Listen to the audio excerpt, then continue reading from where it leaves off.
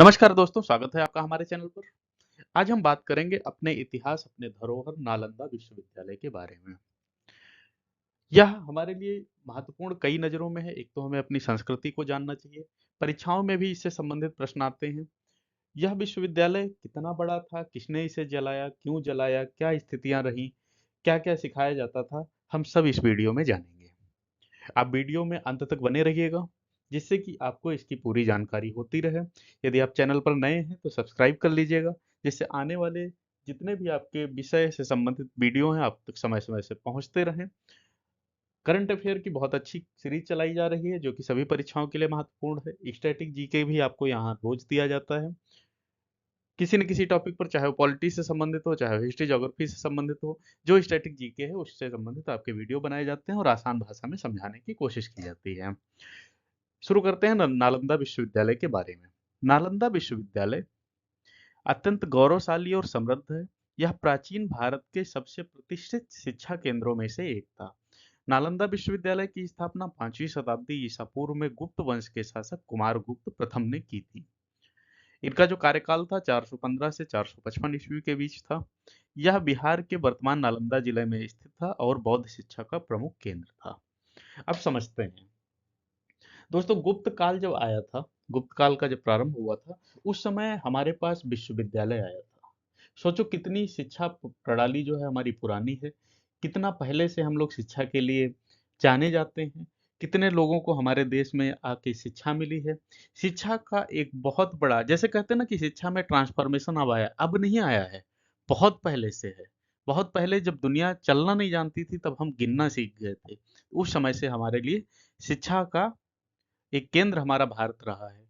कुमारगुप्त प्रथम ने 415 से 455 ईस्वी का कार्यकाल जो है, इसमें स्थापना की गई। गुप्त वंश के ये शासक थे।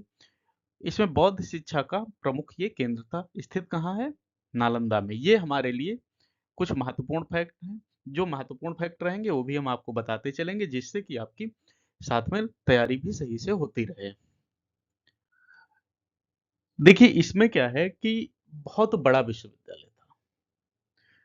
पढ़ाने के लिए इसमें हॉस्टल सिस्टम था कि आपको वहीं रह के पढ़ना है। आप कितने भी बड़े घर के, कितने भी राजा के पुत्र हों, कुछ कितने भी गरीब हों, कोई भी हो, यदि आपको शिक्षा लेनी है नालंदा से तो आपको वहीं पर रहना पड़ेगा।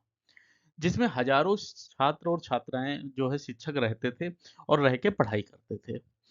इसमें धर्म दर्शन है, खगोल शास्त्र है, गणित है, चिकित्सा है, व्याकरण है, ज्योतिष है, इन सब की शिक्षाएं इसमें दी जाती थी। इनका हॉस्टल सिस्टम ऐसा था कि आप ये मानो कि जैसे अगर आप मान लो गणित के विद्यार्थी हो, तो आपके साथ में जो 8 कॉलम या 9 कॉलम के कमरे रहेंगे, उसमें सब गणित वाले बच्चे रहेंगे।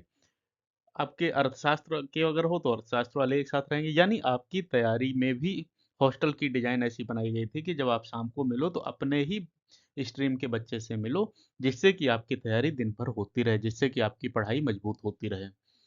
यह शिक्षा का एक अंतर्राष्ट्रीय केंद्र था, जहां भारत के साथ चीन, तिब्बत, कोरिया, जापान और मध्य एशिया से विद्यार्थी आते थे। ये तो रिवाज अभी चल गया कि अपने यहाँ से कोई अमेरिका पढ़ने जा रहा है, कोई ब्रिटेन पढ़ने जा रहा है। अरे हम अपनी इतिहास एक बार पढ़ के देखो, हमने सबको पढ़ा के भेजा है, शिक्षा का प्रसार किया है नालंदा ने। यहाँ से बड़े-बड़े छात्र पढ़ के निकले हैं, एक से एक यहाँ पर यात्री आए हैं जो पढ़ के गए हैं। इसलिए हमें अपनी संस्कृति पर गर्व होना चाहिए।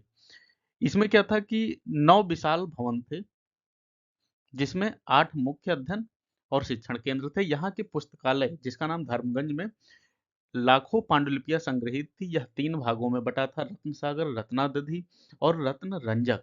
परिसर में सुंदर मठ, स्तूप, व्याख्यान कक्ष और ध्यान केंद्र थे। प्रसिद्ध विद्वान कौन थे? नालंदा विश्वविद्यालय में आर्यभट्ट, नागार्जुन, धम्मपाल और शीलभद्र जैसे महान विद्वान पढ़ाते थे। चीनी यात्री हुएनसांग और इत्सिंग ने भी यहाँ आके अध्ययन किया और इनकी प्रशंसा की। देखिए मैं बताऊं, सीधे सीधे समझो। इनका जो हॉस्टल सिस्टम था, तो ऐसे ऐसे ऐसे, अब इनका क्या मतलब है? ये इधर-इधर कमरे, जो अब तक फ़ोटो मिली है, उससे ये अनुमान लगाया गया है। ये इनके कक्ष होते थे, रहने के लिए, हॉस्टल में रहने के लिए। इनमें दरवाजे नहीं होते थे, मतलब कुंडी नहीं होती थी इसमें।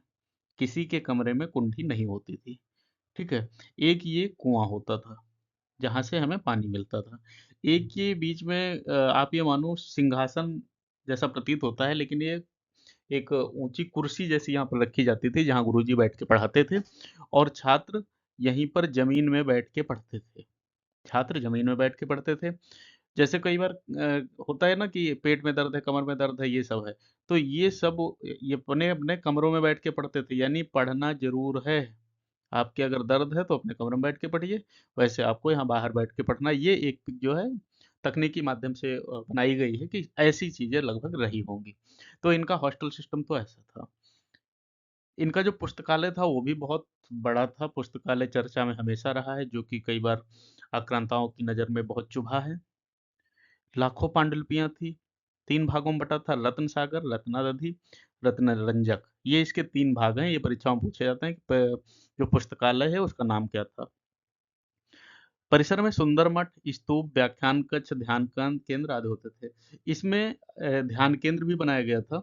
ध्यान केंद्र का मतलब ये होता है कि आप मेडिटेशन कर सको, यानी खुद को रिचार्ज कर सको। इसके लिए यहाँ पर कक्ष बना हुआ पहले से था। जो शिक्षक थे, आर्यभट्ट जी थे, नागार्जुन, धम्मपाल, शीलभद्र जैसे शिक्षक थे। ह्वेनसांग ने यहाँ पढ़ाई की है। इत सिंह ने यहाँ पढ़ाई की है और इतना अच्छा पढ़ाने का तरीका था, इतना अच्छा भाषा शैली रही थी, इतना बेहतरीन ज्ञान मिलता था कि दुनिया में देश-विदेश में इसका नाम होता था। विनाश और पतन, देखिए कोई भी चीज़ है, यदि वो बेहतर अपना कहीं न कहीं से चीज़ें प्रोवाइड कर रही है, बेहतर चीज़ें दे रही है, बेहतर सुविधा दे रही है, तो दुश्मन ज़रूर होंगे। 12वीं शताब्दी में बख्तियार खिलजी ने आक्रमण के दौरान नालंदा विश्वविद्यालय को नष्ट कर दिया। कहा जाता है कि पुस्तकालय में आग लगने के बाद कई महीनों तक पुस्तकें जलती रहीं। इस आक्रमण के बाद नालंदा विश्वविद्यालय का पुनरुद्धार नहीं हो सका और यह खंडहर में परिवर्तित हो गया। कहा जाता है कि लगभग 6 महीने तक ये पुस्तकालय जला था। उसने आग क्यों लगाई? सबसे पहला सवाल ये आता है।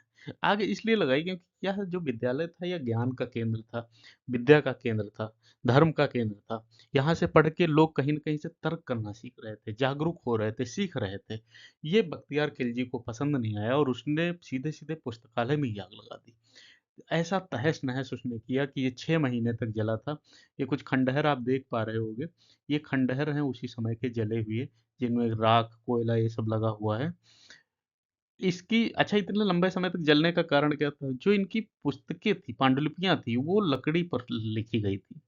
लकड़ी पर उनको लकड़ी की छाल है, पत्ते हैं, उन पर इसको लिखा गया था जिससे कि लंबे समय तक ये सुरक्षित रहे। फिर हुआ क्या भाई लकड़ी है, लकड़ी तुरंत तो जल नहीं जाएगी, धीरे-धीरे जलते-जलते, जलते-जलते लाखों पांडुलिपियाँ फिर 6 महीने तक लगभग जलती रहीं। ऐसा भयानक पतन इसका किया गया। लेकिन यहाँ के जो आचार्य थे, यहाँ के जो गुरुजी थे, शिक्षक थे, उन्होंने अपने छात्रों के दिमाग में भी बहुत सारा ज्ञान भर दिया था। तो एक विश्वविद्यालय तुमने जला दिया, कुछ नहीं बिगाड़ा भारत का। भारत फिर से उतने सक्षम है, उतने मजबूत है और फिर से ज्ञान के उसी स्तर पर पहुँच गया है। अभी की सरकार जो है, थोड़ा इन्होंने प्रयास किया है इसका पुनरुद्धार करने का, तो 20वीं और 21वीं शताब्दी में नालंदा के पुनरुद्धार के लिए प्रयास शुरू हुए।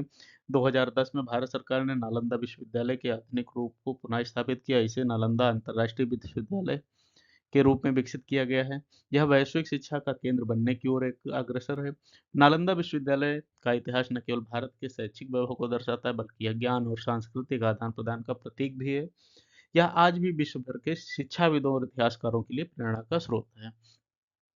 फिर हमारी सरकार ने क्या किया कि चलो भाई ठीक है, हम इतने पुराने हैं, इतने अच्छे हैं, तो हम इसका पुनरुद्धार करते हैं। अभी जल्दी में ही मोदी जी ने एक नए परिसर का शिलान्यास भी किया है। यानी हम उसको फिर से उसी स्तर में पहुँचा रहे हैं, उसी स्थिति का फिर से बना रहे हैं, अपनी धरोहर को फिर से जीवित कर रहे हैं। नालंदा विश्वविद्यालय का इतिहास हमारे लिए बहुत महत्वपूर्ण रहने वाला है, हमारी परीक्षा के टॉपिक से बहुत जो है बहुत महत्वपूर्ण रहने वाला है। यदि आपको ये चैनल पसंद आया हो तो लाइक ज़रूर करिएगा। ये वीडियो अगर पसंद आया हो इस चैनल पर तो लाइक करिएगा, कमेंट करिएगा, शेयर करिएगा। नए हैं तो सब्सक्राइब करिएगा क्योंकि आपकी तैयारी में हम पूरा योगदान देने वाले हैं, पूरा साथ देने वाले हैं। हमारी कोशिश है कि आपकी तैयारी बहुत बेहतरीन हो, कोई भी टॉपिक आपसे ना छूटे। आप चाहे यूपीएससी दे रहे हों और चाहे वनडे एग्ज़ाम दे रहे हों। लाइक ज़रूर ज़रूर करिएगा। अगर अच्छा लगा हो तो सब्सक्राइब करिएगा, कमेंट करिएगा जिससे हमें लगे कि हाँ ठीक है, हमारी मेहनत कहीं न कहीं सफल हुई है। तो ये हमारा नालंदा विश्वविद्यालय का इतिहास रहा। मिलते हैं अगले टॉपिक के साथ जल्दी ही। नमस्कार।